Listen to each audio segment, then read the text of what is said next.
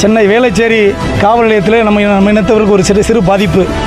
காவல் நிலையத்திற்கு உள்ளே நுழைந்து பாதிப்பு எங்கள் சமுதாயத்துக்கு ஏற்பட்டால் காவல் நிலையத்தை மொத்தமாக நொறுக்கிவிடுவேன் என்று, இன்னும் சொல்லப்போனால் தீ வைத்து கொளுத்திவிடுவேன் என்று நெஞ்சுரத்தோடு வீரத்தோடு பேசியவர். இதையெல்லாம் நான் அருகிலிருந்து பார்த்தவன். அதன் பிறகு 98க்கு பிறகு தேவர்கள கூட்டமைப்பு என்ற ஒரு இயக்கத்தை தொடங்கி முகவை சீமையிலே மிகப்பெரிய ஒரு மாநாட்டை நடத்தினார். அந்த மாநாடு சொல்லும் தமிழகத்தில் சண்முகையா பாண்டியன் யார் என்று. அந்த மாநாட்டில் அவர் உரையாற்றிய அந்த உரைவீச்சு இன்றளவும் இந்நிலையில் நிலைத்திருக்கிறது. அப்படிப்பட்ட மாவீரனுக்கு இன்னும் சொல்லப்போனால்